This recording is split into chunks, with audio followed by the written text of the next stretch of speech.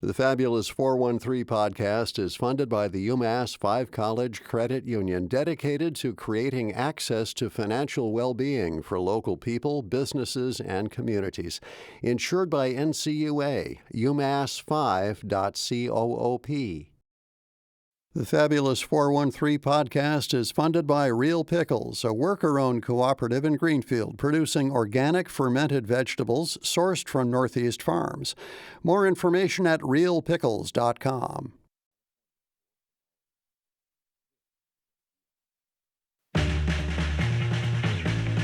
Welcome to the Fabulous 413. I'm Khalees Smith. And I'm Monty Belmonte. Later in the show, we'll hear how faiths can meet and cross-pollinate through music with the Yearnings concert happening at Bombix in Florence. And Mr. Universe Salman Hameed brings pop culture to the skies with a series of interesting coincidences, including with the comet 3I Atlas. And Kim Kardashian. She sounds like an alien. Well, she's very interested in them, and we'll hear all about it coming up in just a little bit. But first, it's Jewish Book Month. Which we both thought was a week, but were proven wrong. It was a week, but I think it's been extended into a month. But Indeed. Our next guest has not one, not two, but, well, 2 books that essentially double down on the celebration, but 4 books this year, as we were learning in the green room, if we're keeping a tally. 2 books released in the past, basically, month. Yeah, or gearing up for Jewish Book Month. Yes, and one of those books... That's why they had to expand it from a week to a month. I know, you have to have it... I'm trying to keep busy. You have one book per week for each of the months. It's the Hanukkah of books where the oil just gets extended and extended over 8 days all of a sudden. Now there's going to be 8 books. One of those books, though, is What Louis Brandeis Knows, an illustrated biography of the life of the first Jewish member of the Supreme Court. And the other is Fanny's Big Idea, which looks at how Fanny Goldstein created Jewish Book Week through her work at the Boston Public Library. Both of these books were written by our next guest. Rich Michelson from Northampton's many books for children, for teens, and adults have been listed among the 10 best of the year by the New York Times, Publishers Weekly, and the New Yorker. He's received a National Jewish Book Award and 2 Sidney Taylor Gold Medals from the Association of Jewish Libraries. And in 2019, he became the 6th recipient of the Samuel Minot Jones Award for Lifetime Literary Achievement. And he's also the former poet laureate of Northampton, because not just a children's book author, but also a poet. And a gallery owner behind the R. Michelson Gallery right there on Main Street in Northampton that has so many great... it feels like a museum, but you can purchase the stuff. You can, yes. Shouldn't most galleries? Isn't that we true? encourage that. Yes. Rich, let's start with your Louis Brandeis book, because everybody's talking about the Supreme Court, and Louis Brandeis was the first non-white Christian member of the Supreme Court. Yeah, unbelievable. Yeah. And we could sure use him on the court today. It's amazing. You know, reading all his, I spent a year kind of reading all his letters, his decisions for the Supreme Court. And he was so prescient about what we had to guard against, and how the Supreme Court could help shape as an independent branch by itself, not working for the the other branch or the president. So many things that he started that we take for granted today that are suddenly not taken for granted. It's because of Brandeis that we have the 8-hour workday, not a 12 to 15-hour workday. It's because of Brandeis that lawyers do pro bono work. Before his doing that, he felt that nobody who had a case for social justice should be turned away. So he started taking cases and working for free. That was unheard of before Brandeis, and he is rolling over in his grave. It would have never occurred to him that pro bono work would be done for those in power. The whole point of it was to do pro bono work for those who could not afford it. He is the first lawyer who was willing to call the president a liar. And at the time, that was not done. It was just people. He was called ungentlemanly for doing that because presidents don't lie.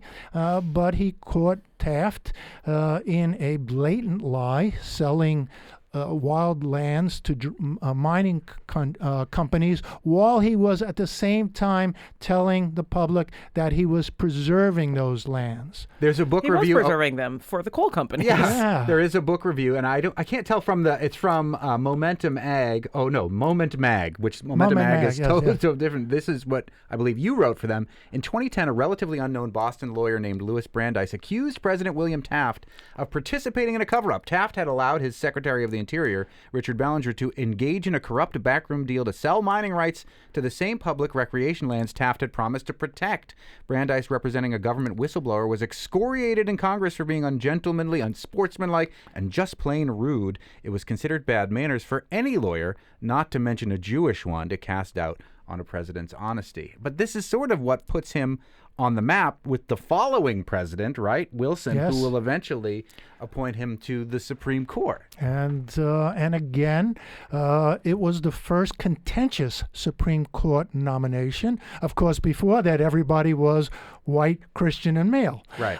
So it was like a old boys club. Mm-hmm. But it was contentious. There was blatant anti-Semitism. He was called a muckraker. He was, he had gone after the powers that be, and the powers that did not want him on the court. But this was a case, and we can learn from this, where it looked like there was no way he was going to get onto the court. The Justice Department didn't want him. The politicians didn't want him. The moneyed people didn't want him. But the citizens that he had spent his career, working for, started writing letters to their Congress people. And eventually, the push behind him was so great that he was confirmed. So people rose up, people refused to be quiet, and they gathered together and they were able to make that change. And that is just, something that we have to keep fighting. We have to keep raising our voices. And, it's difficult. He in so many ways, he was prescient. He said that we have a choice in this country. We can have wealth by the very few, or we can have democracy, but we can't have both. And this was this was during the time of the robber barons, the first Gilded Age, and he was there.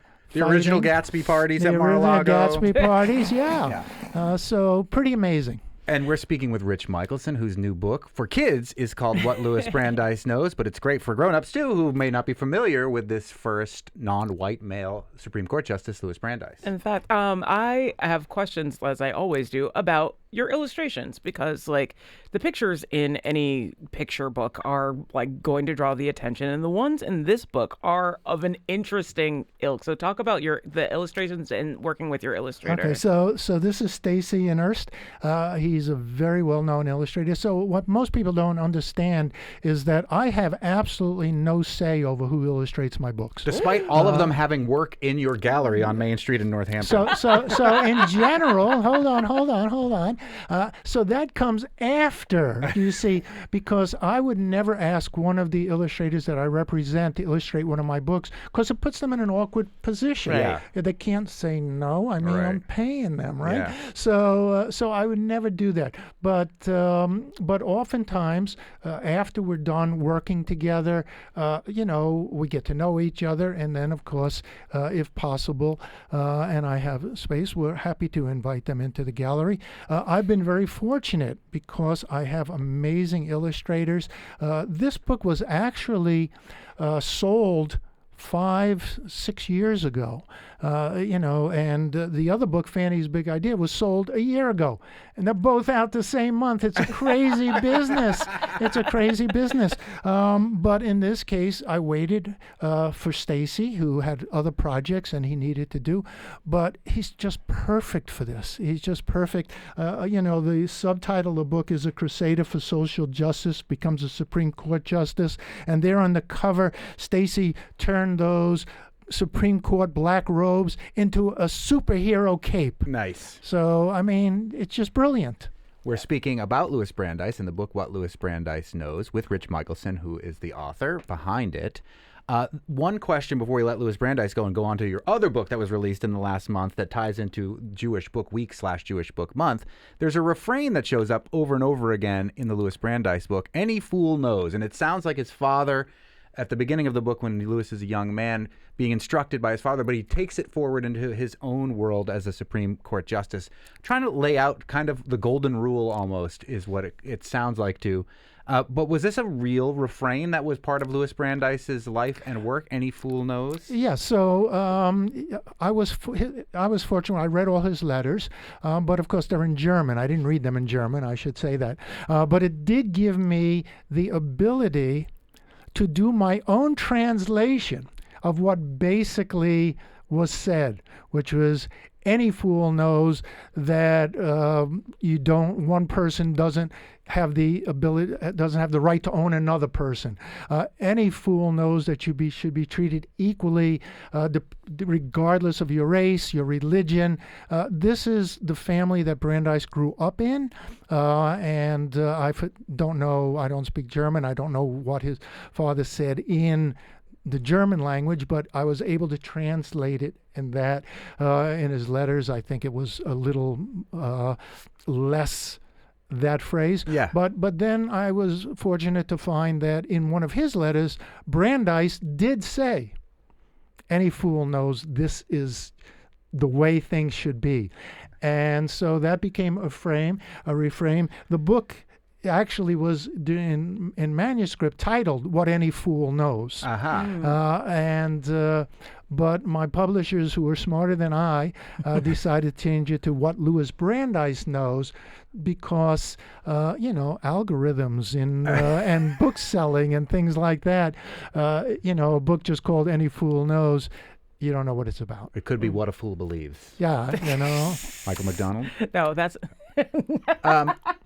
Your other book, Rich Michelson, that's out just recently, has to do with how Jewish Book Week, which is now Jewish Book Month because of your 4 books, I guess, and many other things. It was born. Fanny's, and both of these take place in Massachusetts. Louis Brandeis was at Harvard, so a lot of his story takes place in Massachusetts, as does Fanny's. In fact, to have him graduate on time as opposed to waiting until he was 21, as was the law at Harvard when he was there. Yeah, we learned a lot from your children's book about Louis Brandeis and about Harvard. But talk about Fanny's big idea. Who was Fanny, and how did what she do lead to what is now Jewish Book Week and Jewish Book Month? So, so this is, as you said, the 100th anniversary of Jewish Book Month. It starts November 13th and runs through December 13th.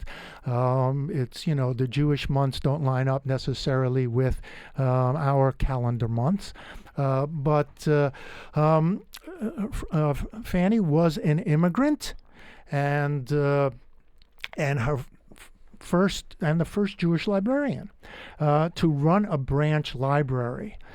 She came over to this country, and she could not believe that in this country, this was the most amazing thing to her, you could go to a library and read a book for free. Yeah. This was absolutely amazing. And this just blew her away, basically. So she would go to weekly meetings at one of the settlement houses, where you learned how to be American. You learned the customs, you learned this and that, the history. She was taught often by students from Harvard, who would be teaching the immigrants, students from Simmons College who would be teaching the immigrants, and they would tell her all about American customs, and then she would try to tell them about Jewish customs or customs from the old country, and she was never understood why they didn't seem to be interested. They just wanted her to be American. That's how that generation of immigrants grew up. It's often the case. You're brought up to be American as a child. even I was, in a sense. I wasn't brought up with any knowledge of my grandparents, my history, the Jewish history. I was brought up to learn to play baseball and be American. And I realized at one point later on, which led to a lot of my books, that I considered myself a well-educated person. I could, tell you the Russian writers, the kings and queens of England. I didn't know where my own grandparents came from. Mm-hmm. I really didn't. And what Fanny realized in the library is that the books that would be taken out by the young children were often the good old American books, which she loved, our myths, our histories, but nobody was taking out books about their own cultures. Not only the Jewish people, later blacks moved from down south. She added black authors. When Chinese people moved into Boston, she ordered Chinese authors. She felt she was the original proponent of what has become to be known as the mirrors and windows function of books, which means that every child has the right to see themselves in books. And also, they have the ability to learn about others. So that's the windows and mirrors.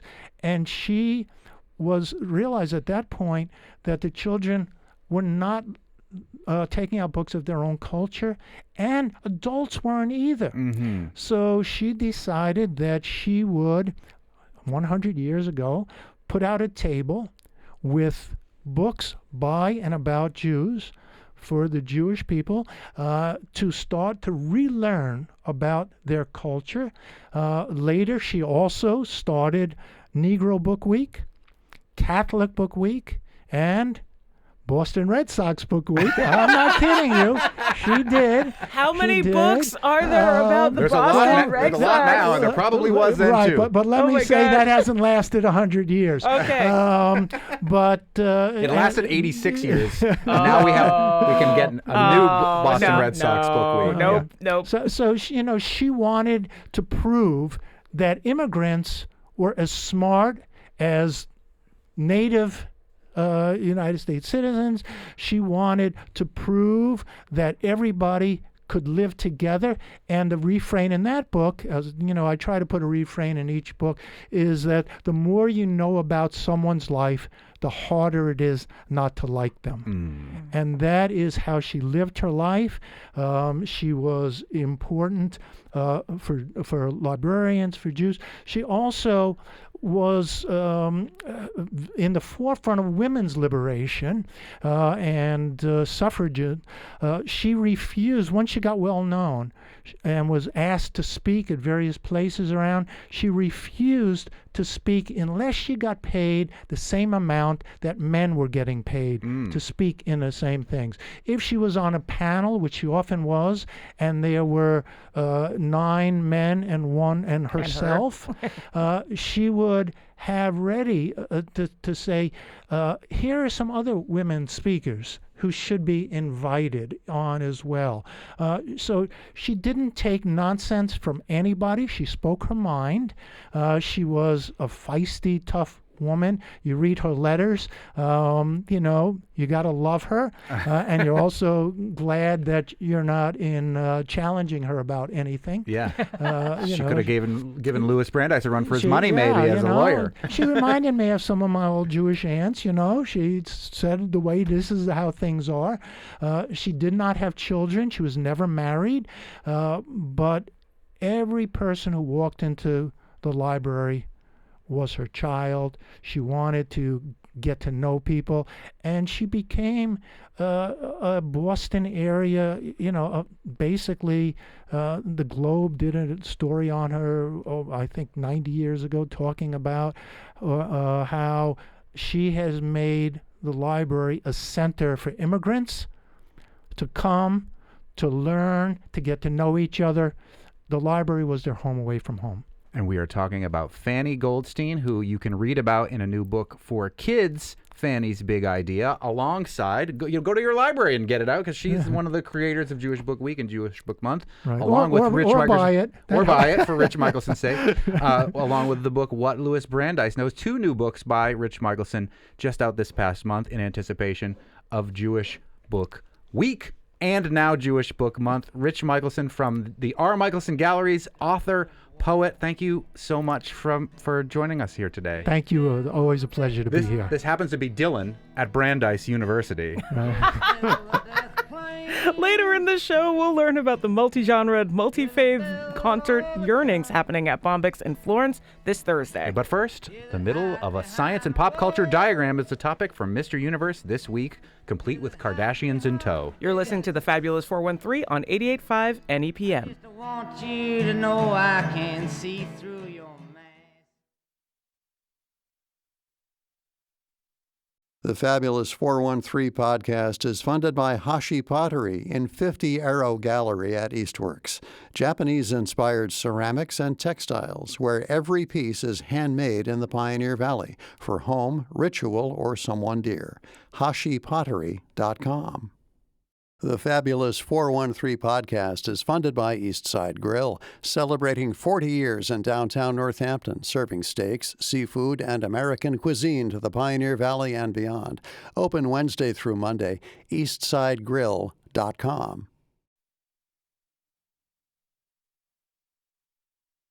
To boldly go where no man has gone before. Time for some more kitchen table astronomy and theater and politics with Hampshire College astronomer and the head of Kainaat Studios, Pakistan and South Asia's answer to cosmos, Dr. Salman Hameed, Mr. Universe. You went to New York City, home of the new mayor of the world, Ramdani. Yes, I actually was there by total coincidence the day after the mayor's election. For Muslims post 9/11, to have a mayor of New York City who's a Muslim in spite of all the Islamophobic attacks, and I wouldn't even say implicit, it was very explicit. And you had to endure a lot of this stuff too. You had to go to register in Boston because you came from Pakistan. That is correct. That was a special registration under President Bush, which targeted or identified all young people from 15 to 45.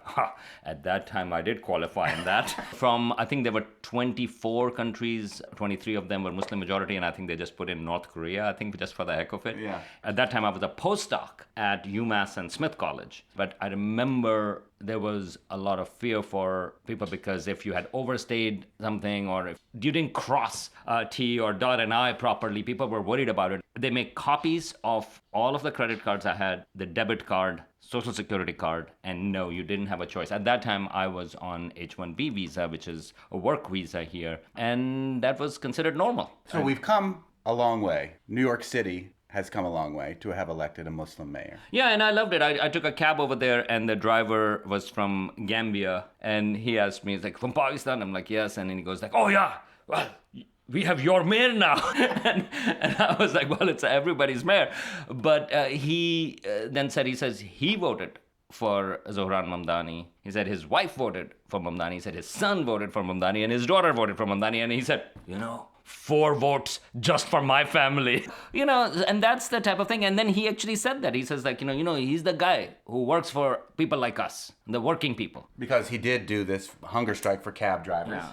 I'm an American citizen now. So, in that context, I think these are the two visions of America that the U.S. has been fighting about. That one is about inclusion, about diversity, about that anybody can be somebody, and then you have the more protectionist, more paranoid, more that type of wing, and that is also America. So U.S. is not one thing. I think both of those things are there. To me, this is the wonderful part about the U.S., that somebody like Zohran Mamdani can become the mayor of the largest city, amazingly diverse city. And I should mention, here is my plug for Hampshire College as well, because of course, before Zohran Mamdani, people know about his mother, Meera Nair, for Mississippi Masala, Monsoon Wedding, and all these films. Filmmaker.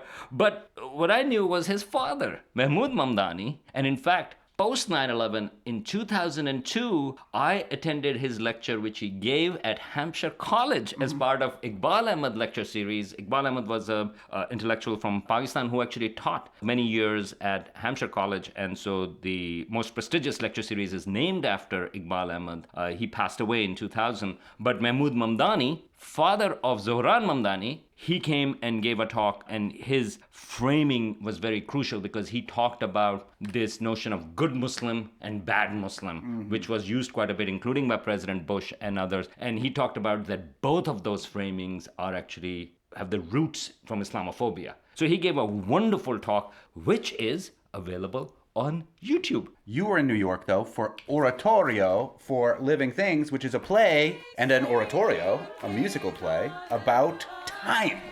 The writer of this play, Heather Christian, she actually got MacArthur Genius Award. And so this play, she was inspired by the three Carls. Carlo Ravioli, so he's the physicist who actually has amazing books. Karl Orff, the composer for Carmina Burana other things, and Karl Marx? Close, but no. Carl Sagan.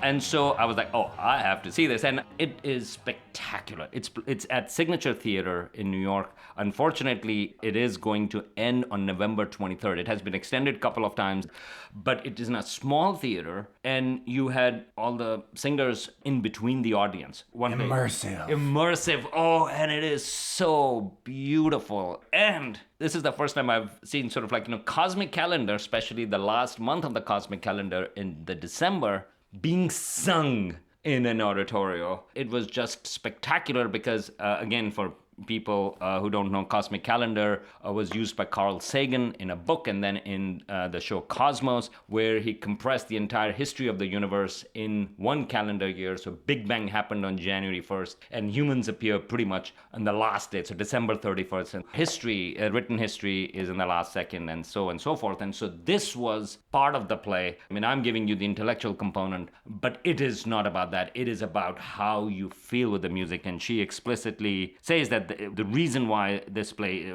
central point is how and why we are here. How is from the science and why is more spiritual. And she says that it's the line between a scientific revelation and a spiritual one is a blurred one, and a beautifully blurred line. And so I think that's the key to this oratorio.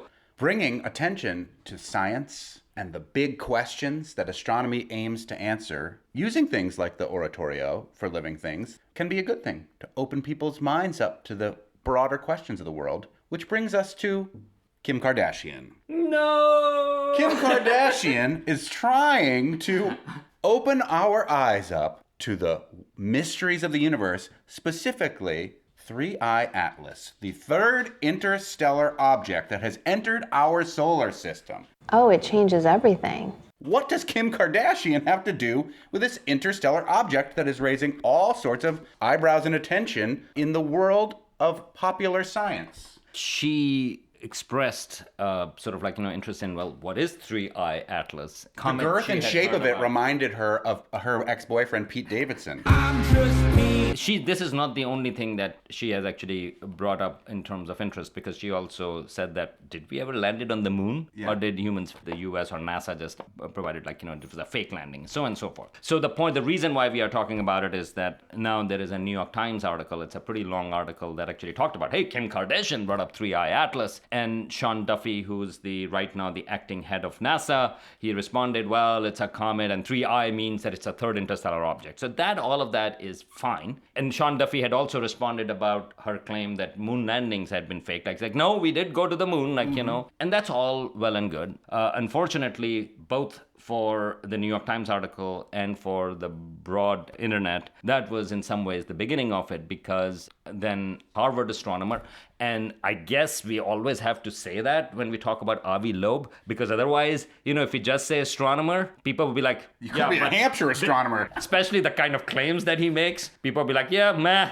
Yeah. But, of course, you have to add Harvard astronomer or Harvard, even more impressive, Harvard astrophysicist. Yes, totally. And then he says, because he has been claiming that this may be an alien spacecraft around Halloween. He called it that this may be using a comet as a costume. Very cute. But on the other hand, he has been promoting this idea that 3I Atlas may not be a comet, but an alien spacecraft. He has a whole book about the first interstellar object, Oumuamua, and the whole claim of the book is that it is ancient, defunct alien technology, and there is no scientific evidence to support that. No, and I want to talk a little bit more seriously about Avi Loeb because we have brought him up multiple times. And I should mention, it gives me no pleasure to talk about this topic. We have to talk about it because I'm getting inquiries about 3I Atlas, which is a very interesting object. It was formed in another star system. Really cool.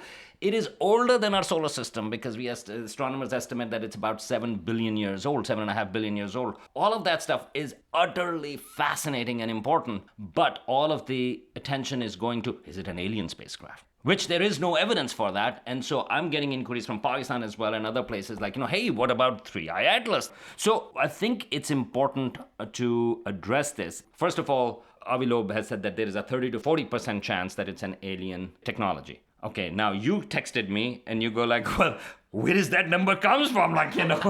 And I cannot give you the exact response I gave you. Yes. But there is no reason to think that. And in fact, Avi Loeb, again, in a different place, he actually says that it's mentioned in this article as well, that it's an impression, not a scientific conclusion from a statistical data. So he pulled it out of his atlas. Yes. So, but that's how people look at that. Well, here is, again, I should say, a Harvard astronomer saying there is a 30 to 40% chance. A 30 to 40% chance is a very high chance. And I think there are responsible ways to cover 3I Atlas. So, first of all, there is nothing wrong with non-mainstream ideas. And the reason I'm mentioning that is that people who are experts in comets, who are experts in interstellar comets, they have a consensus. They actually have a lot of good reasons and a lot of good papers that actually tell you that this is actually a natural body. It's not an artificial object. And it is behaving in interesting ways, but that is partly because it is formed in another solar system. If it was identical to our solar system, then it wouldn't be interesting. But if it was formed in another star system, then it gives us a way to study contrasting conditions. This is the third object. The new telescope, Vera Rubin telescope, is expected to detect at least 10 interstellar comets per year. Right now, you can all be, oh my goodness, this is an interstellar object, this is so strange. But actually, it's going to get more routine. And this is the reason why we have detected third object in the last few years, because now astronomers actually kind of know what to look for. And just a quick shorthand, one of the reasons why we know it's an interstellar object is because of its speed. But out of mainstream ideas are good for science. Yeah, there is mainstream views, but of course science progresses because sometimes somebody comes in and says, you know what, this may be all different. Einstein said imagination is more important than knowledge. So he's imagining what science could be and imagines black holes even though he doesn't believe in them. But turns out, they're real. Yes, there are outlying ideas. One great example is plate tectonics. So plate tectonics, when the idea was given, is like, no, continents cannot move, they are so heavy. But then over the period of time, evidence gathered, and now it became a more widely acceptable ideas. But just because you have a weird idea, non-mainstream idea, doesn't mean that it's correct. Right. For every plate tectonics idea, every idea that turned weird idea that turned out to be correct, there are 1,000 more that actually just were wrong. So we have to take that into account. So skepticism of these ideas is actually equally important part of science. Right now, there is a theory that says speed of light is not constant. It's called variable speed of light theory. Is it correct? Probably not. Is it out there? Yes. But there's enough evidence. But you haven't heard the person's name who has given the variable speed of light theory. The reason is because he's not making claims about aliens. But we have heard Avi Loeb's name. That's exactly because right. He's making claims about aliens. And so that's the second part about it, is like, claims about aliens get more attention. In fact, Percival Lowell, our local Massachusetts connection, he actually believed that there were canals on Mars in the late 19th and early 20th century. And New York Times kept on putting him on the front page, even though scientists at the time knew that no, actually, there is no evidence for that. Yeah. There is yet no evidence for any life forms other than the Earth. Doesn't mean they don't exist. I actually firmly believe that the universe is full of life and also probably intelligent life, but there is no evidence yet. But this brings me to specific planes of Avi Loeb. What is the problem with that? The issue is that it takes away oxygen from everybody else. Again, you can have a strange idea, but just like the variable speed of light theory, if everybody thinks that speed of light is variable, even though it's not a mainstream idea, there is a problem. So if Kim Kardashian says, well, I think actually speed of light is variable because I've heard this one guy have that theory, even though most scientists think that that is not true. Completely not true. That would be an issue. So here is an example where there are a lot of experts, there are a lot of people who think that actually the comet is behaving the way it should. And in fact, it's a third comet. And Avi Loeb thought that the first one was an alien spacecraft, second one was an alien spacecraft, third one is an alien spacecraft. So anything that happens is an alien spacecraft. Well, there are reasons to think that that may not be an explanation that we need. And that's what a lot of experts, a lot of astronomers, not just Avi Loeb, a lot of astronomers are working on that. But the attention goes to this particular claim that, oh, it might be an alien spacecraft. And then, if you bring Kim Kardashian into your project claiming that it's an alien spacecraft, it takes even more oxygen out of the rest of the scientific study. Because that is what's happening. Avi Loeb is bringing Kim Kardashian into his project. Yeah, and he said that she should come to my research because curiosity is really important. She's showing curiosity. Which is true, but you also need some expertise. And I've had to listen to some Avi Loeb interviews, including for News Nation that he gave, in which he suggested a couple of days ago that, well, they might be revving up engines to come here, the spacecraft, when it's becoming close to the Earth. It might be. He's like, I'm not 100% sure, but it might be. But the way he phrases that, the attention is not going to, well, actually, most likely it's not the case at all. In fact, it's almost 0% chance. But the attention goes to, well, they might be coming over here. And that it feeds into all those other narratives. So the way he talks about,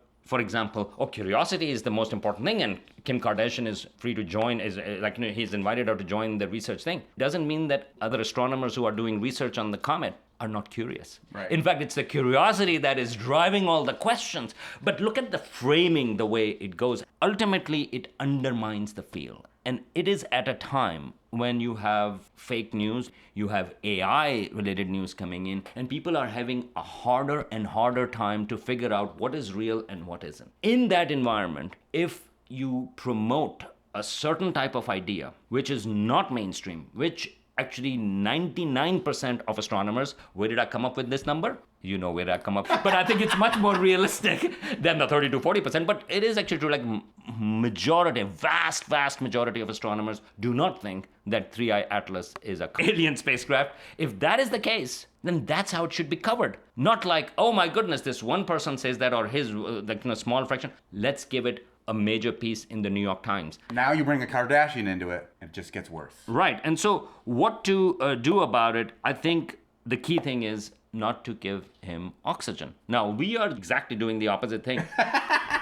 The problem is that we have to, because people don't know. If you actually Google 3I Atlas, all of the top hits are going to be about it. Well, is it an alien spacecraft or not? And again, it's the same Fox News type of thing. Is Obama a Muslim, right? You remember, again, the Islamic phobic stuff coming back to that. Steve Bannon asking if Mamdani is a legitimate U.S. citizen, if he'd achieved it through legitimate means. No, it's not incorrect, because they are just asking the question. Yeah. But you know what is going on. You know how it is being framed. And in the same way, the way the 3I Atlas, this comet, is being talked about is, what if it is an alien space? Or is it? I'm just saying it's a 30 to 40% chance. You have to address it. We are addressing it. But recognize that for every Avi Loeb, there are 1,000 astronomers, experts on the comet, who do not think that it's an interstellar spacecraft, but instead it's a really interesting object. The beauty and wonder of this object, the fact that it is coming from another star system, it was formed in another star system, there is a beautiful story about it. That is actually really interesting for science. But instead of talking about that, we're like, is it going to rev up engines and come to the Earth? Or is it going to attack us? That's the reason why it undermines and it actually harms science. Unfortunately, we will have to deal with Kim Kardashian now as well. She's ruined my life. Now we'll learn more about bringing many faiths, sounds, and cultures together for one concert that hopes to show where we truly connect, as we talk with the organizers of Yearnings, happening at Bombyx Center for Arts and Equity, November 13th. You're listening to the Fabulous 413 on 88.5 NEPM.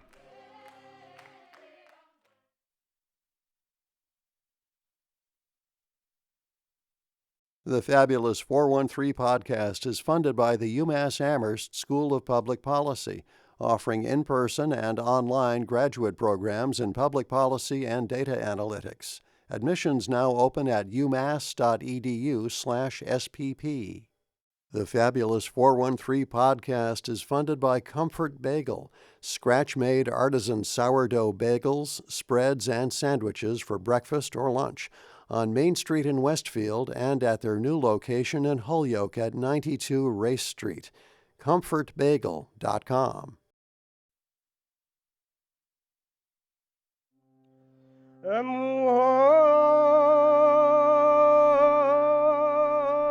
Welcome back to the Fabulous 413. This Thursday, November 13th, Bombyx presents Yearnings, a one-of-a-kind concert that brings together incredible singers from Black, Hindu, Jewish, Native American, and Sufi traditions, each sharing music rooted in their heritage and spirit. Backed by an all-star band of local musicians, these singers will explore how songs from such different places can carry the same deep message that we are all connected. The evening is an opportunity for the audience and local musicians to share and savor their distinct styles of creative expression. With a band that includes Grammy and Urban Music Award winners, educators, radio personalities, human rights advocates, and even scholars of divinity, Yearnings offers an experience that's as inspiring as it is entertaining. And with us to talk about this performance are organizer Joey Barron and musical director and Star Trek nerd and Kevin Sharp. Relative of NEPM Jazz a la Mode host Avery Sharp. Oh, I should have put those things together. Yes, you should have. Oh.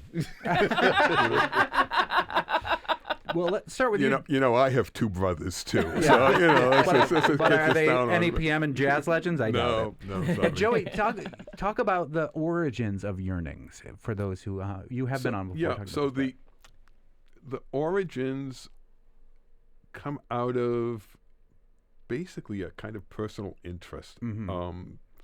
Since college, I've been fascinated with how a musical experience can bring people together and actually put people who would have nothing to do with each other outside of what takes place in that room together, and all of them enjoy that. And I think something fundamentally happens with that.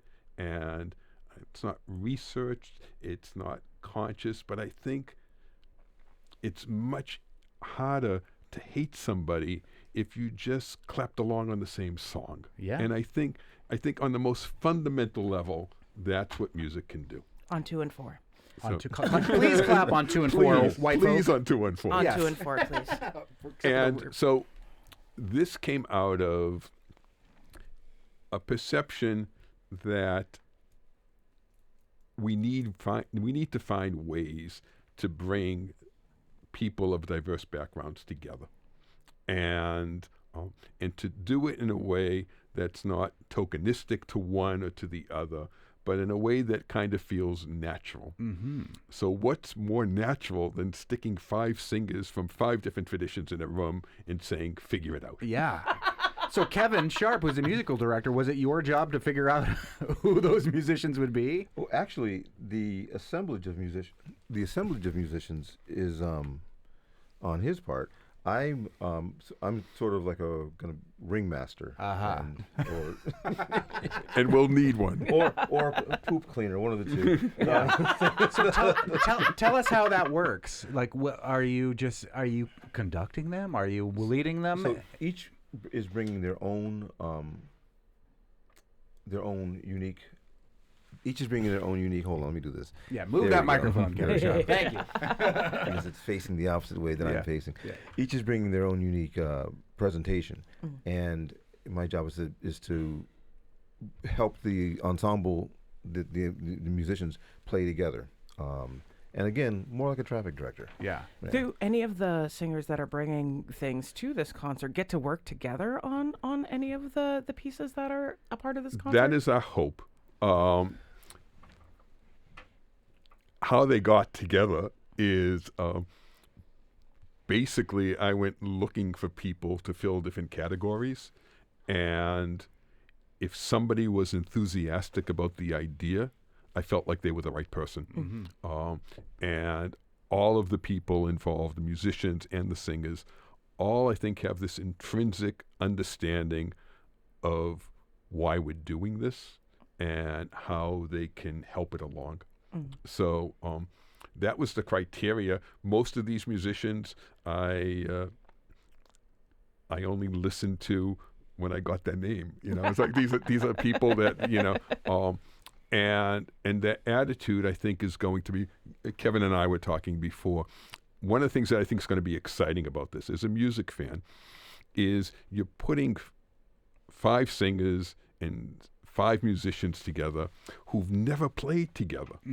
And I think with that kind of open heart approach to this, I think the chances of something magical happening are pretty good.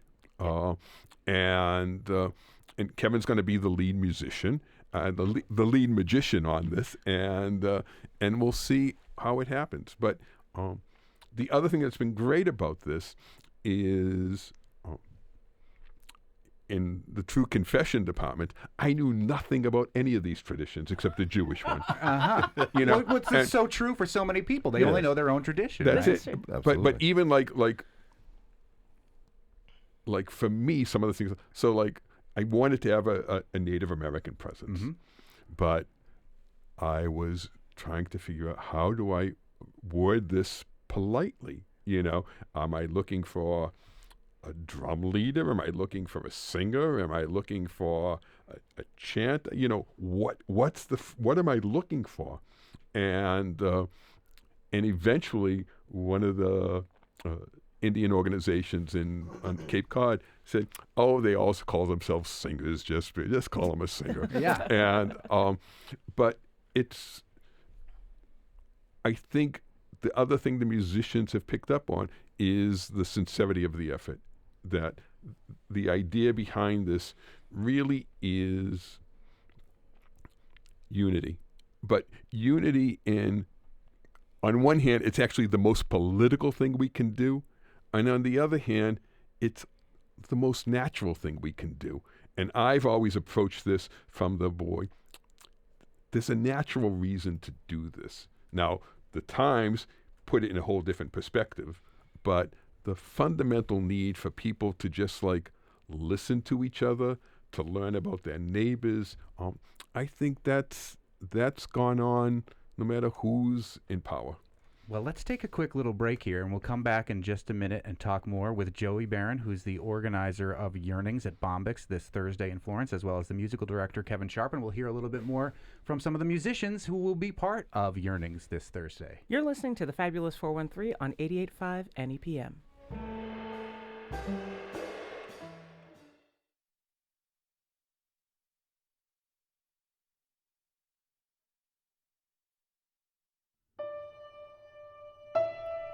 Welcome back to the Fabulous 413. We are with Joey Barron and Kevin Sharp, who are putting on the Yearnings concert at Bombyx in Florence this coming Thursday. And the lineup of singers that are going to be a part of this is pretty awesome. I do believe that was Kevin Sharp that we were just hearing right Indeed there a second ago. Yeah.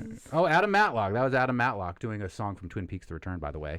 I found that one. But there's some of these artists are doing like Sufi music. B. Balasubramanian.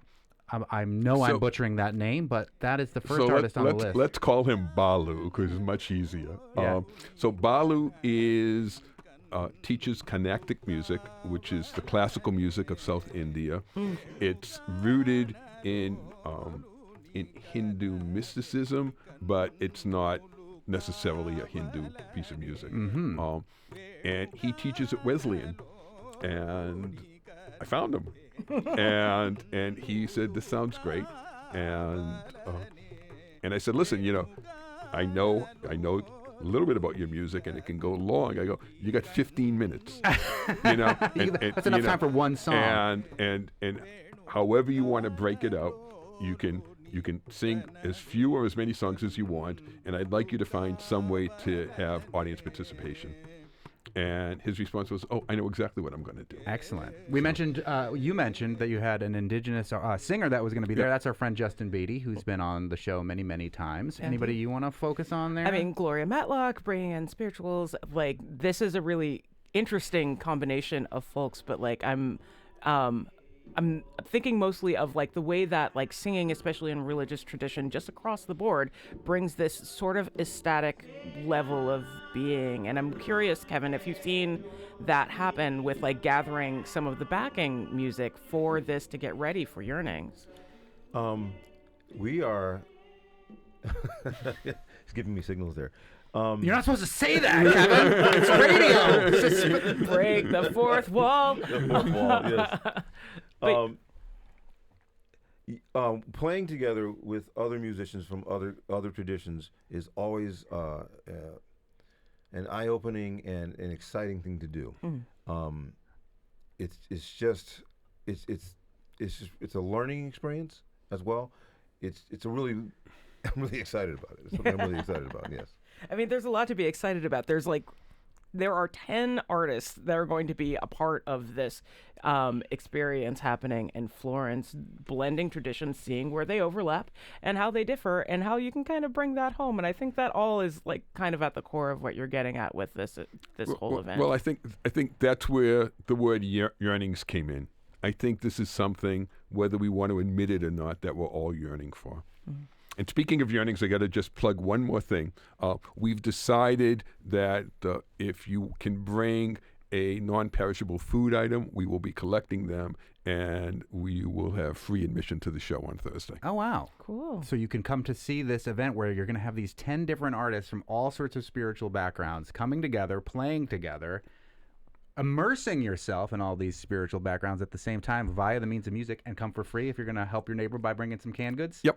I love that. That seems awesome. It does seem. It seems very much in the tradition that they're highlighting here. Right, and it ties in nicely to what we were talking about with Rich Michelson earlier, that, you need to be a mirror and a window where you must see yourself reflect and then see through a window to other people and other traditions. Mm-hmm.